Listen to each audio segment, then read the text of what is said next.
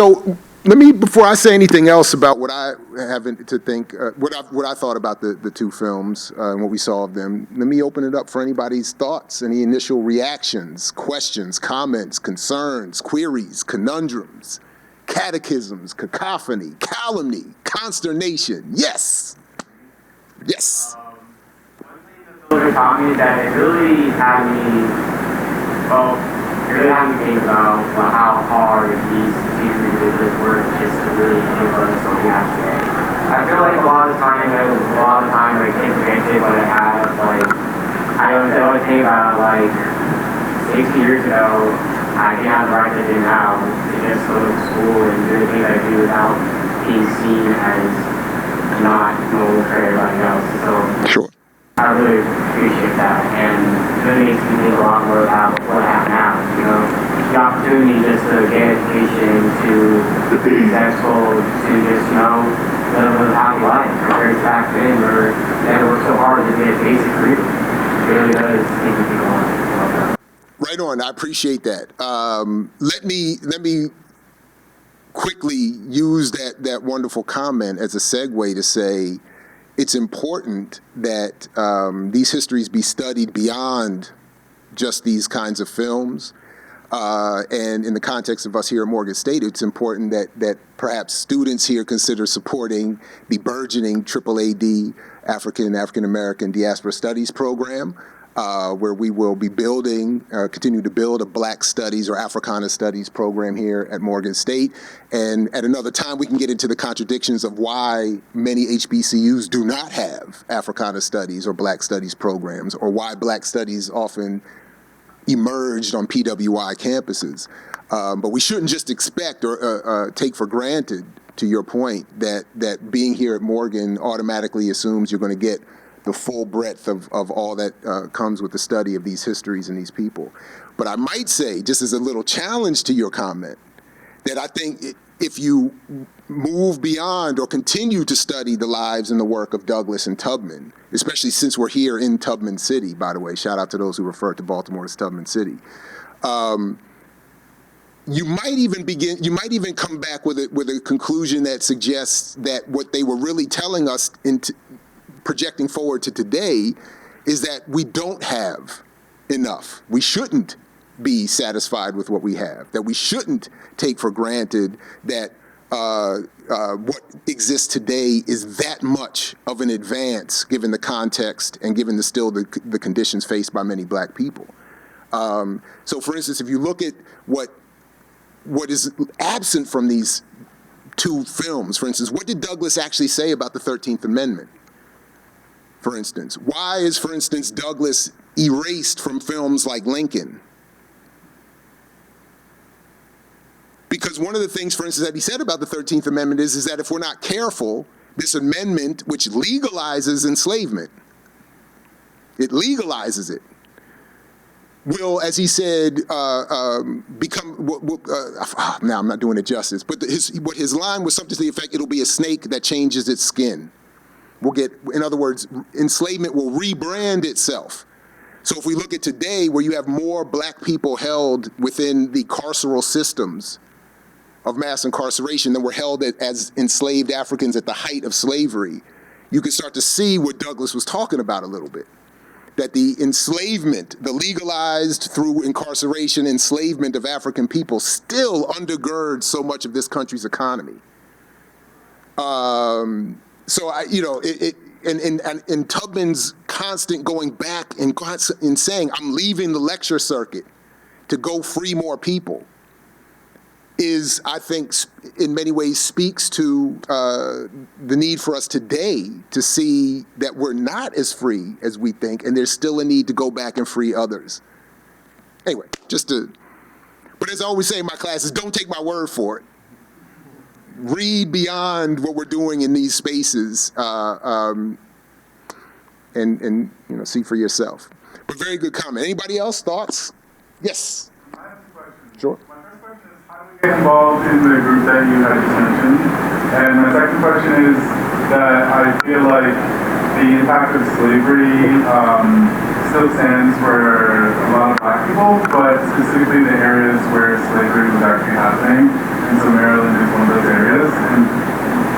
like an example that you can give us of today that kind of dates back to, either like segregation or slavery itself in Maryland? I think I'm a little confused by that second example of what's happening today. Say that again. Yeah. That's like correlated to slavery. So whether it's like segregation in like certain areas of the city, like first like Fellows Point.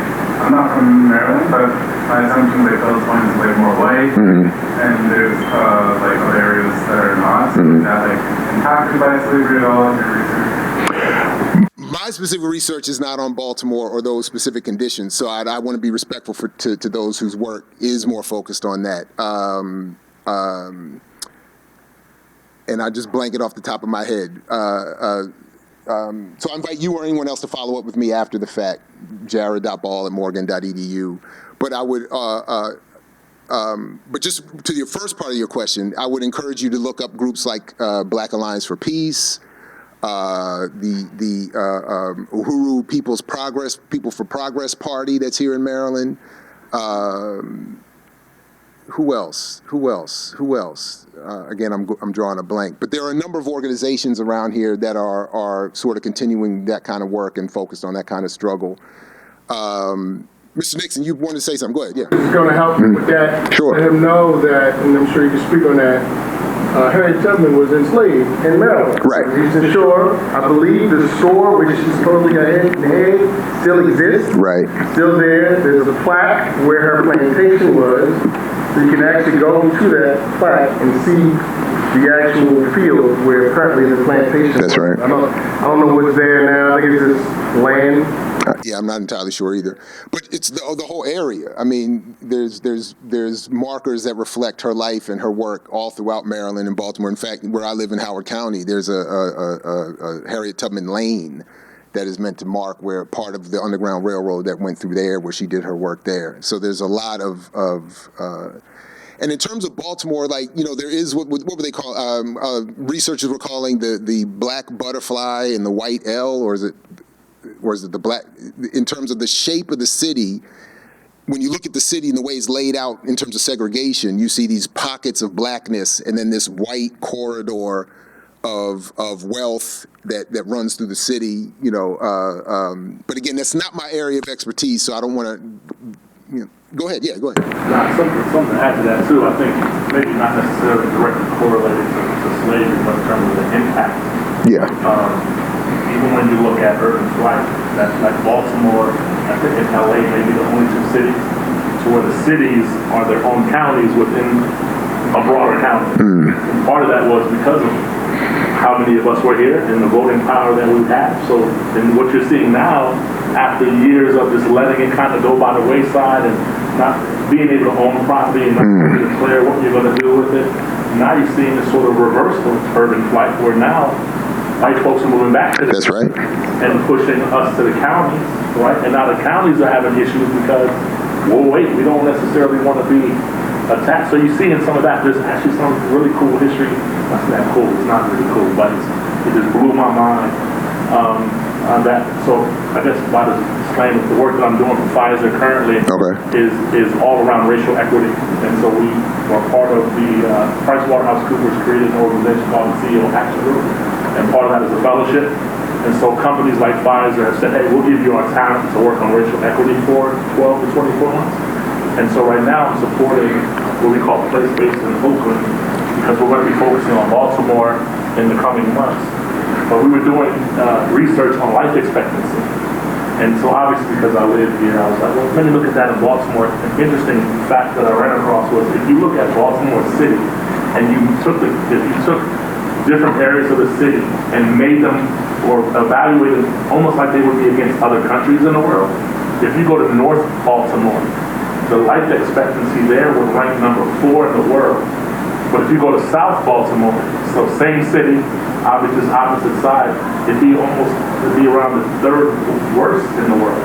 So in one city that the dynamics are so diametrically opposed, I think have shown that this is based off of slavery, based off of just bigotry, racism, and how this city has unfolded over time, that you find these kind of disparities in one area. And in most black cities, you find that. Oakland, you find it with East and West Oakland. So it's a very interesting sort of Baltimore fact that in one side of the city, would be considered, your life expectancy would be almost greater than everybody in the world. On the other side, would be less than the majority of the world. Oh, absolutely. A repercussion of what we've been dealing with. No question. No question. Yes. Yeah. Go ahead. Plus, really, Baltimore is very segregated. Right. Morgan was sitting here, and no food shopping center and all that was white. So it was surrounded by white. Put that wall up, the wall was coming down now. That was a wall that so the whites couldn't feel anymore. Because white likes to have more. So even today, Baltimore is very segregated town. Like I said, whites are still point, blacks are still in their areas. One or a few would get out. Now some of the whites are moving back into this area of town because of the shopping center and other things.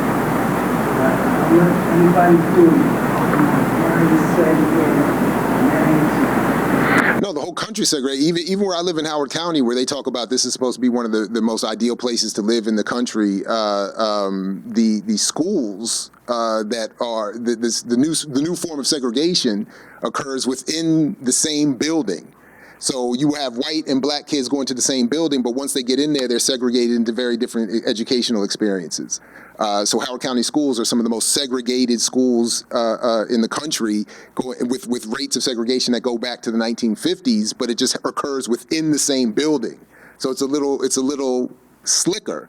And this is exactly what Douglass was warning back in the day, which is, again, why I'm arguing you don't see him in the films like Lincoln. You don't see it mentioned in something like this. Because I was even going to bring up, I'm glad you mentioned just, because I was going to bring up, like I think there's, that in an academic setting, we do have to raise for a point of criticism, what does it mean that PBS is telling this story, that Pfizer is funding this story? Like there's a huge amount of literature that focuses just on the critique of PBS's role in telling the stories of black and other oppressed people, with a long track record of either full distortion or very narrow tellings of these histories. So that's why I always say, even in my own classrooms, don't take my word for it. Don't take the word for any of these. You have to go out and perform your own, course of research. And of course, doing it in the context of a Black Studies program can only help you. So anyway, got a hand over. Go ahead, Dr. Johnson. We can come. Go ahead. Yeah, go ahead. That's fine. I have two questions. Sure. The first question is, what area of expertise are you in exactly? So,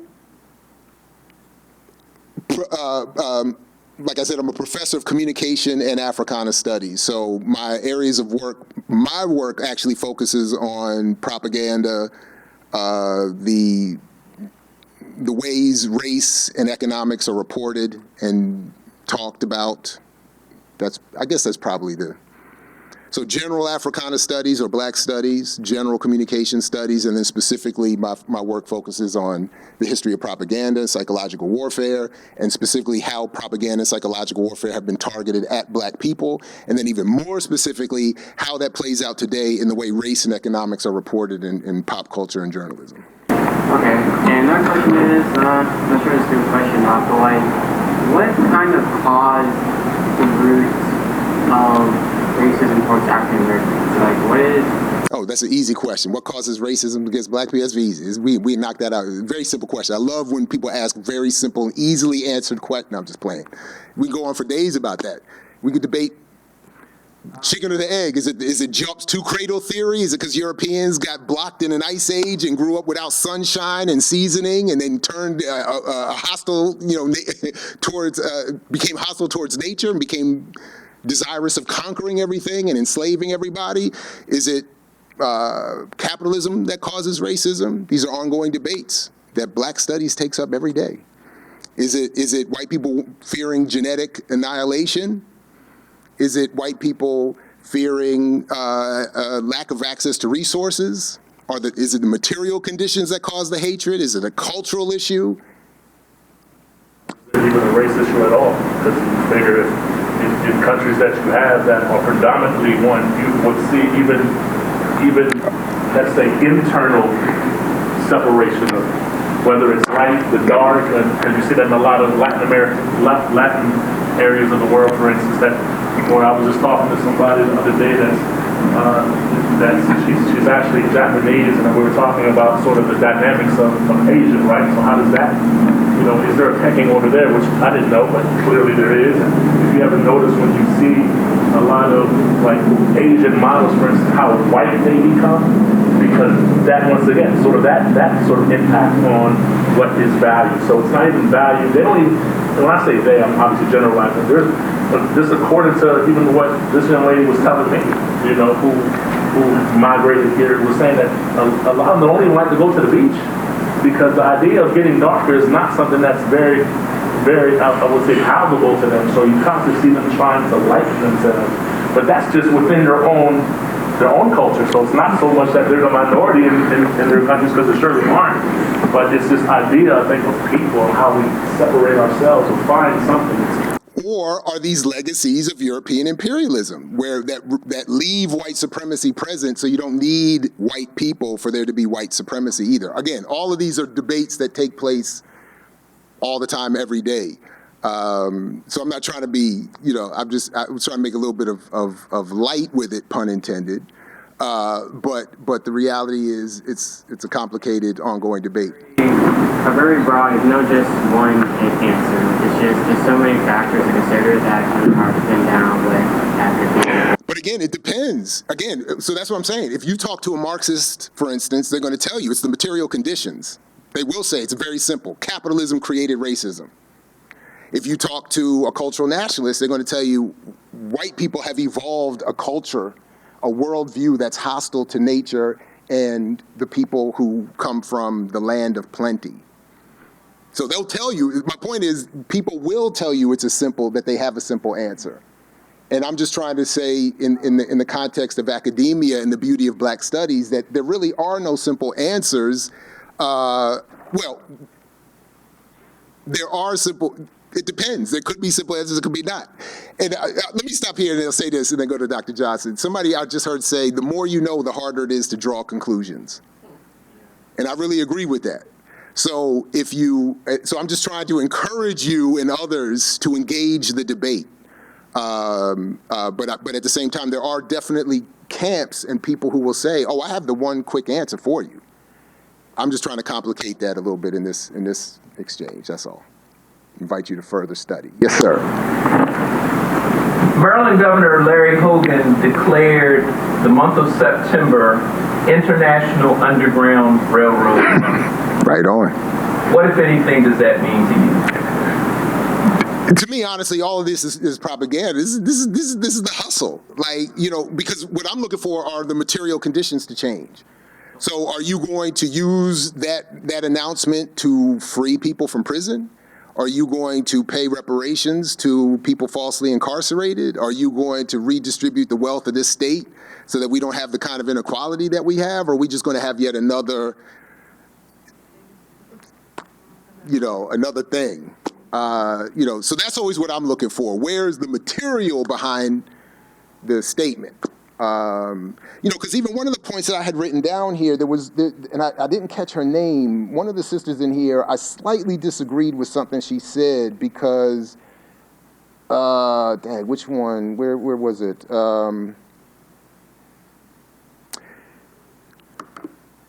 That in that brief discussion, what was her name? Where they were talking about when Frederick Douglass. Where Douglass and the abolitionist community were debating, should he allow them to pay the master or whatever for the freedom? And there were some who were saying no, because by doing that, you give justification to the institution. And others were saying, you can't, you got to get him free, and then we can worry about, That sort of what I wrote down here is that very discussion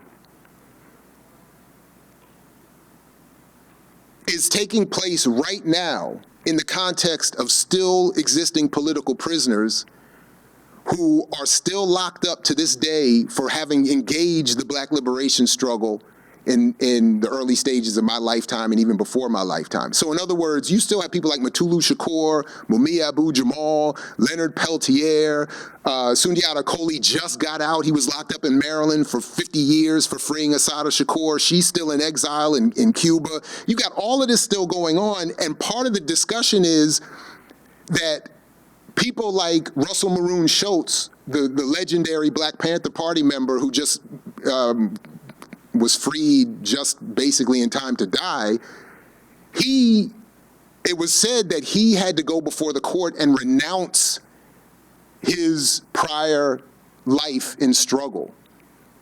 That Mutulu Shakur, they're going to let him die in prison because he refuses to go before the judge and say, I was wrong and I'm sorry and I'm guilty. In other words, that whatever you decide or whatever you or I or any of us think about that decision, those things are still happening right now. So one of the problems that I always have with presentations like these is that they suggest that we have somehow finished. And when you go back and listen to Tubman and listen to Douglas, they were even saying in their lifetime, we're not done. It's not enough. So what I always want to do in the moments I have is to encourage you, if you feel any kind of way positive about Tubman and Douglas, you got to be looking today at today's political prisoners and those mass incarcerated beyond just those who were locked up for their political activity.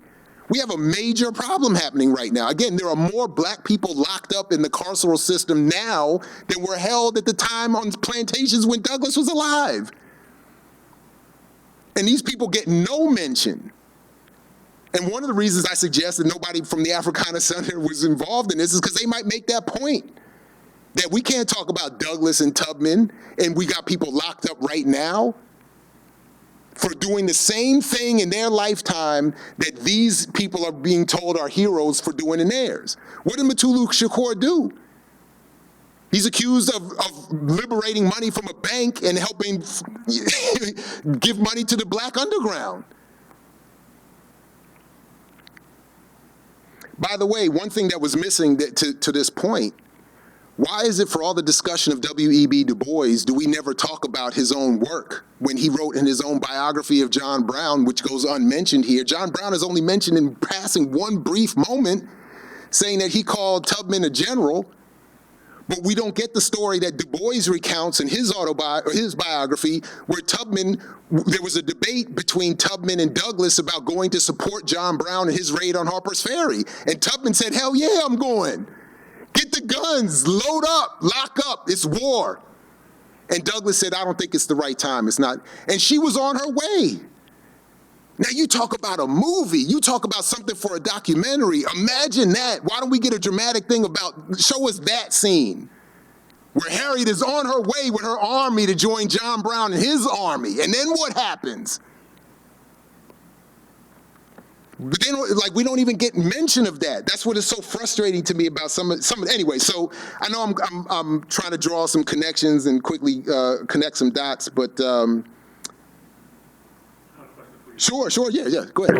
Do you think, and once again, this might be a very broad perspective, but do you think that, and I'll just say systematically, and I'm just going to use our country, but it's probably broader even than that, is set up to, in some ways, I would say declaw us, right?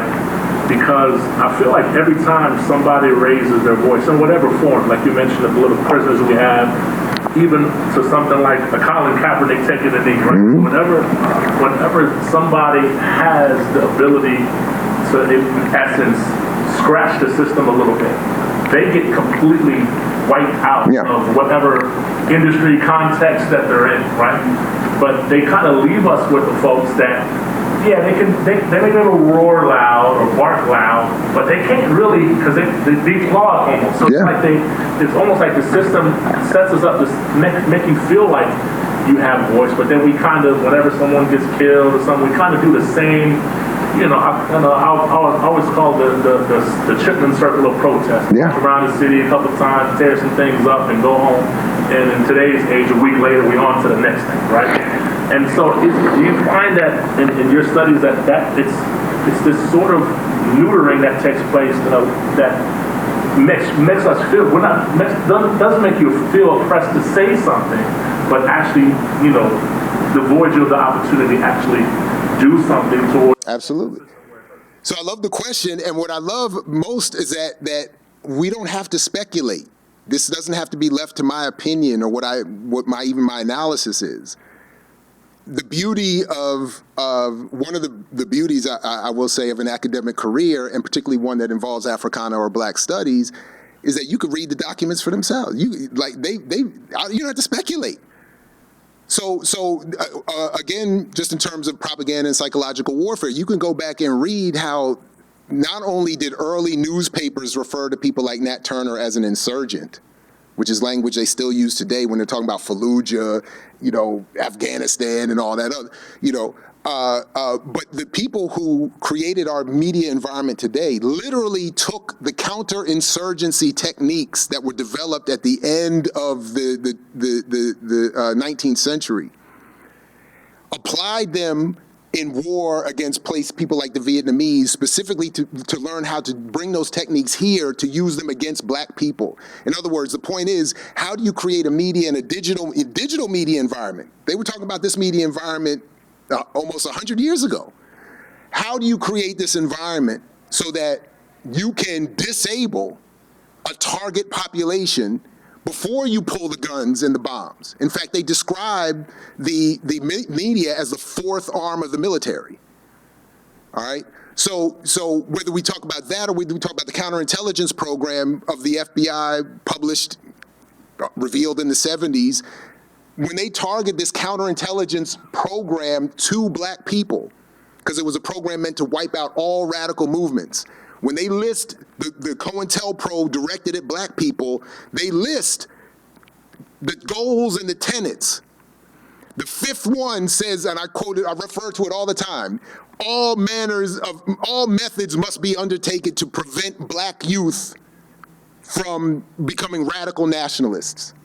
So in other words, there has been, and these are just quick, vague examples, somewhat specific examples, but my point is there has been a conscious, ongoing effort to target specifically, not many others, but specifically Black people in this country for doing just what you're talking about.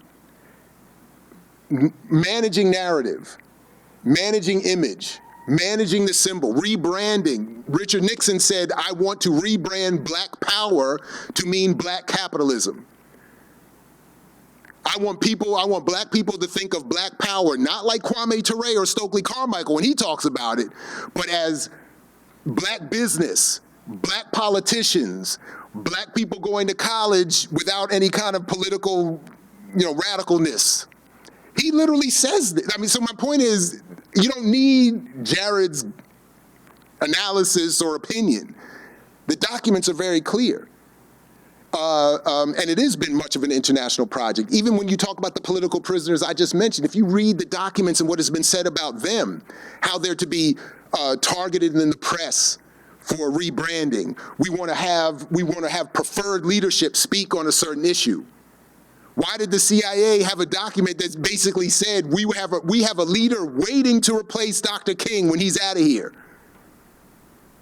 And then Jesse Jackson soaks himself in Dr. King's blood, wears the shirt for 24 hours and goes on national TV the next day to say, I'm the new leader. Where the New York Times spread all about the new Jesse Jackson leadership, already ready in the print. So again, look, I love Colin Kaepernick, and I don't blame any individual because, we have to do this collectively, and I have a bias to my fellow mixed brother, put his hand up and doing his thing, right on. But it was clear when Nike came in with the ads, when Netflix came in with the documentary, that's what this protest is meant to lead to. They got him. And I can't be mad at that. You got to do this collectively is my point. We can't just send people out individually to solve all the problems and be, but my point is they said, let's rebrand the story from Colin Kaepernick challenging the United States and its racism in the NFL to a documentary that basically praises the NFL for selecting him. It was very weird, very slick. So anyway, I hope I answered your question. Yes. I'm gonna start with my end. Go right ahead. Where do we go from here? Now, with that. The easy question at the beginning, right? And train young people after school programs and summer camps. And since I've been back here on campus, I've taken African diaspora, emancipation. Just last semester, I had the sociology of jails and prisons, which brought up slavery, Jim Crow, to mass incarceration. So that rebranded, just keep changing the name, but with the same story. Right. Well, so now I have black drama. And we were just doing on the talk. And how, what's her name? Harriet Beecher Stowe. Where she gathered those papers from the journal, put them together, but she did not want it to be put in play because she knew once it got in the hands of other ethnicities that it would change the story. How she really wanted it. So I really would commend you for this, and all of you who came. Right on. Now, my thing is, I was quite disappointed my granddaughter. She wanted to come. Yay. When we came through and we looked outside and saw how many people showed up.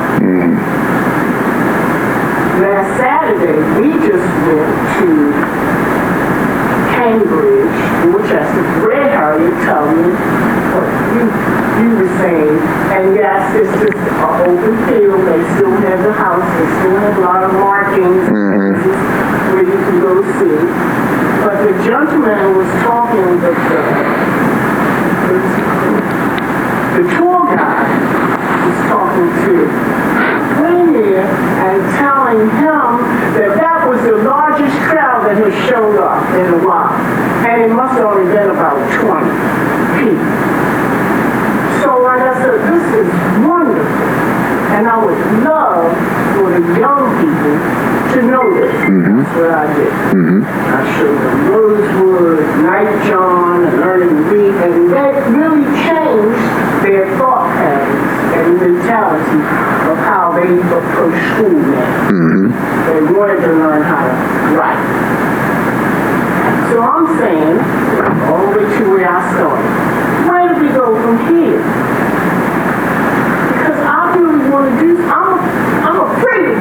I hear you. All of my sleeves and I want to do something. But I look at all of the young folks that are out there, and I thought that they should have been out there watching this.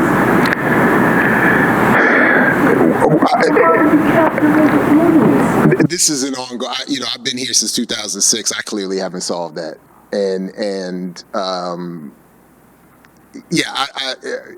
I invite Dr. Johnson to try to take a swing at that. Honestly, I don't know. That's a very difficult. So what I always end up doing is offering the very insufficient and vague response that I kind of already gave, which is we have to join organizations. The reality is I love Morgan State. There's no question. I have my criticisms, but I love Morgan State. But we have to be real about what Morgan State is and isn't. It's not a revolutionary institution. It's not here to generate revolution. So if we have to make use of what we can while we're here. I always tell my students, we have the privilege relative to most people out in the world. We have the privilege to sit in here and have these discussions and to read stuff. That is a privilege. When students ask me that very question, I give them the same answer. I don't know. I want to inspire you. I want to feed that rage and that fire and that justified, emotion that that sense you have. But then we got to join organizations that don't exist on this campus. So that's why I mentioned Black Alliance for Peace. That's why I mentioned Ujima People's Progress Party. That's why, I talk about the Malcolm X grassroots movement or community movement builders or the All African People's Revolutionary Party.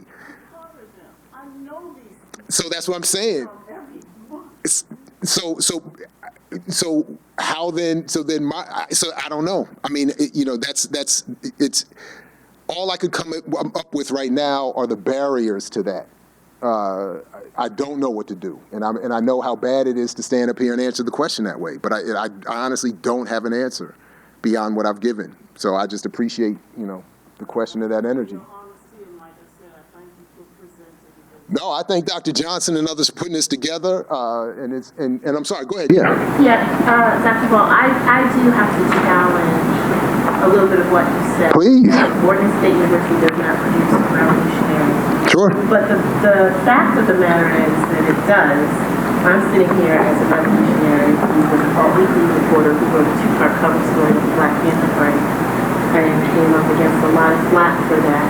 The fact that it was started by a agent provocateur who worked for the NSA in Baltimore to get them off track. This whole, we would not be sitting here without the strategic movements of an executive at public television who also attended Oregon State, who had the courage to get this out here in the way it is. Right now, HBCUs across the country are viewing these documentaries. My company is actually screening about 60 schools across the country, and it's growing.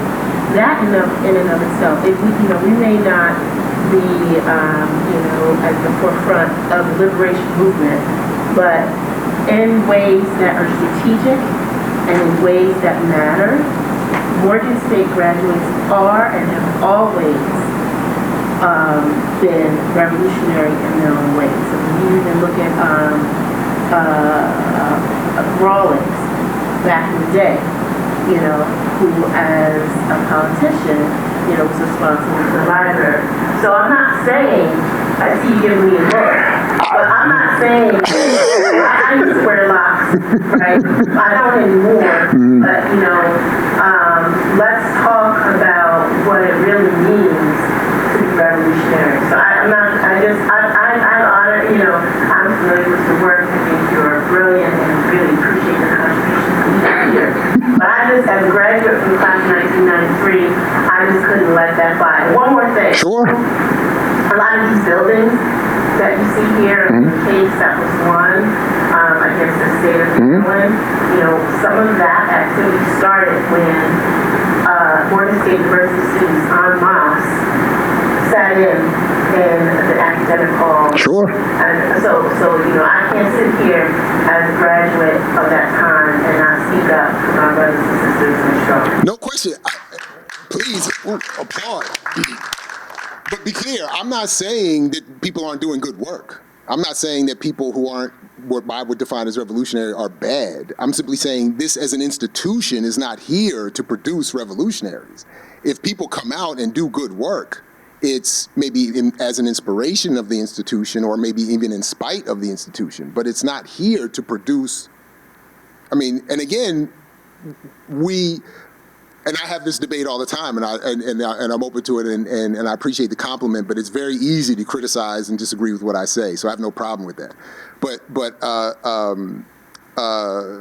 Anyway, yeah. So that would be just that. I just think we would have to have a conversation about what it means to be revolutionary, and that was the point I was going to make. We don't have to rest on my analysis or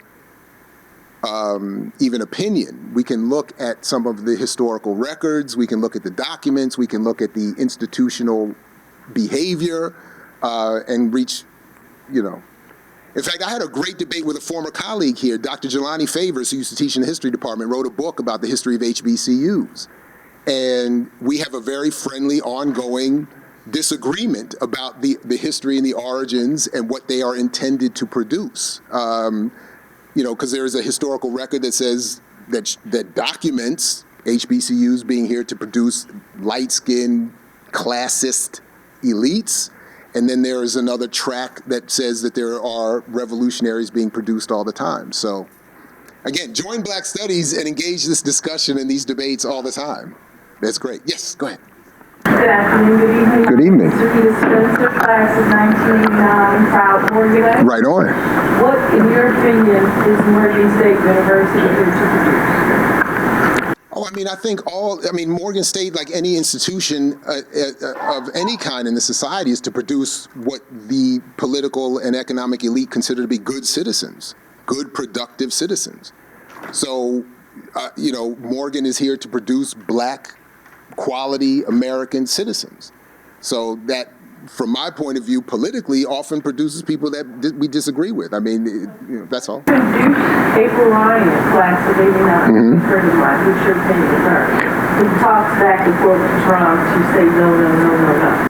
So again, I don't want to turn this into, I think I'm being misunderstood here. I'm not trying to go through a roster of postgraduates, because then we could start going through all the people who graduated or left this institution that have done horrible things. That's not my point. I'm saying, so whatever I think of April Ryan is irrelevant. I think again, we could review the historical record of what black journalism is and isn't and has been, and the differences therein, and there are very different kinds of black journalism produced. Mumia Abu-Jamal was a very different kind of black journalist, and he is on death row, or he's on life imprisonment as a result, as opposed to going back and forth with the president. So my simple point would only be that whatever any of us think of April or anyone else, I think we have to recognize the institution is not here, again, to produce revolutionaries who,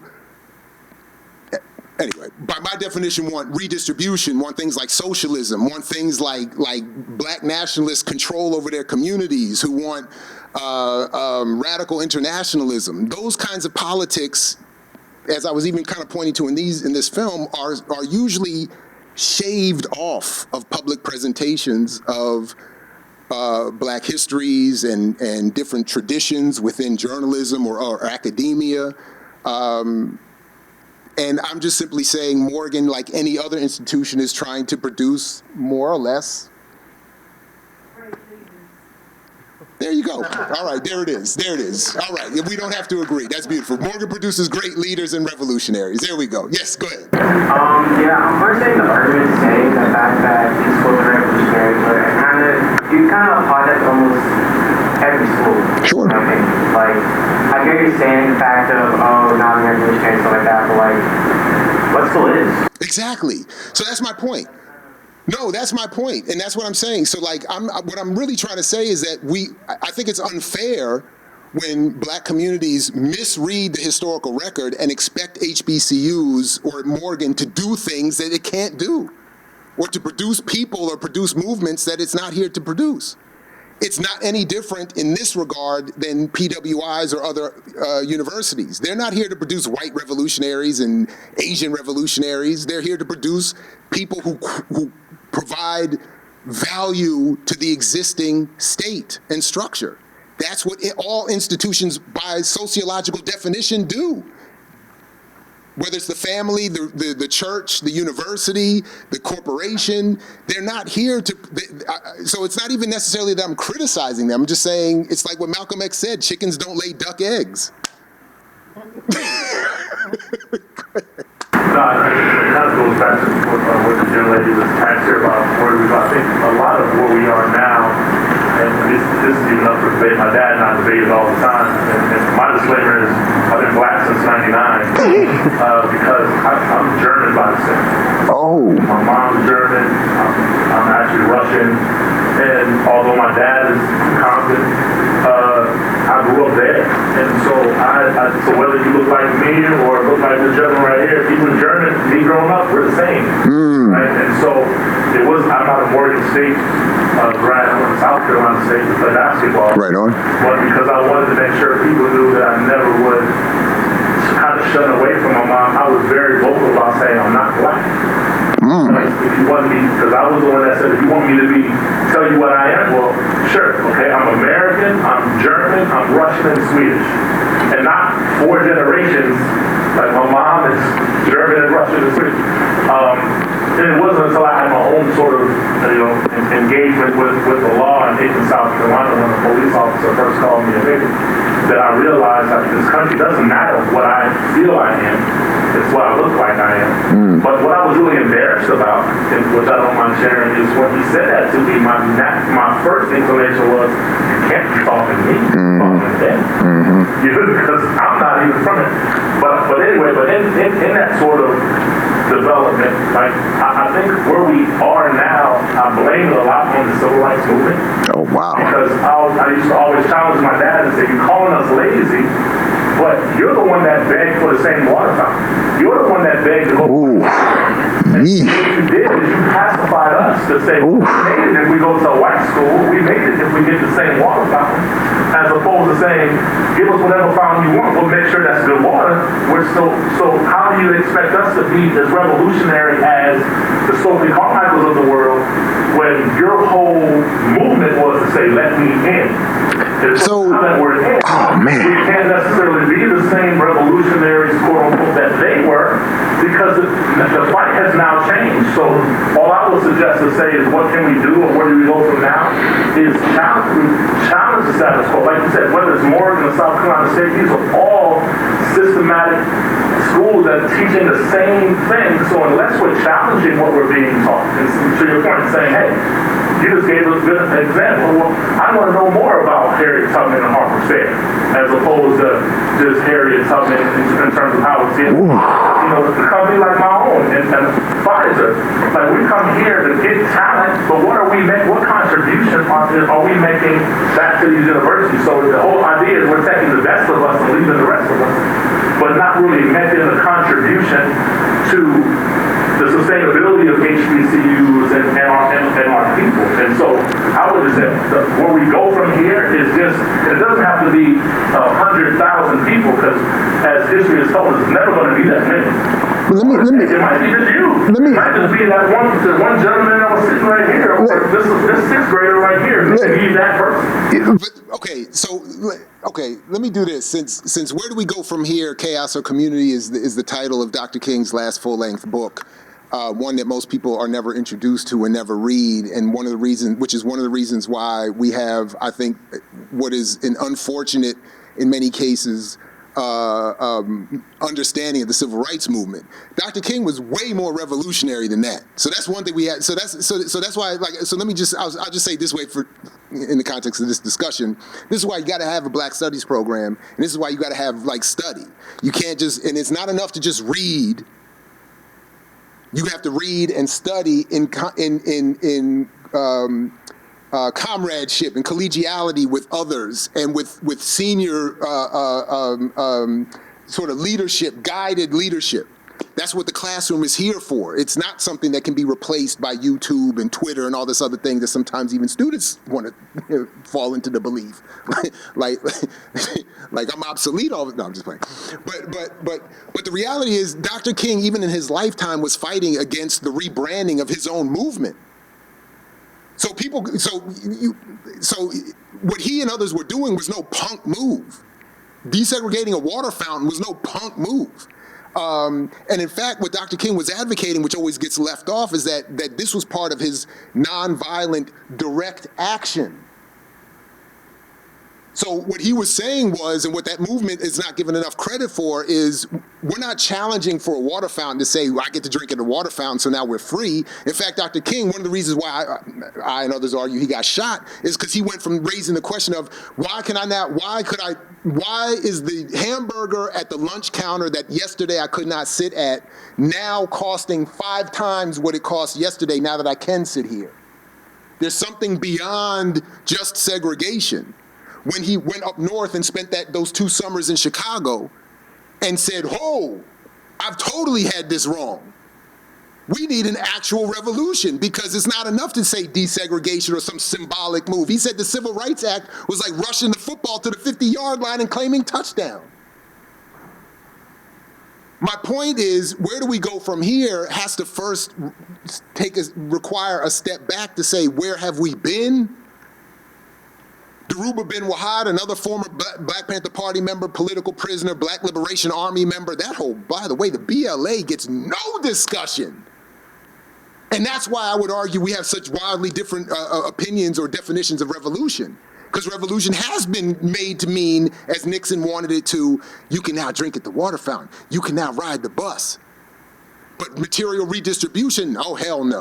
Actual political power, as Huey Newton defined it, the ability to define phenomena and have it act in a desired manner, that's not the same as, can we get Biden elected? Can we get a black so-and-so elected? That's not what that means.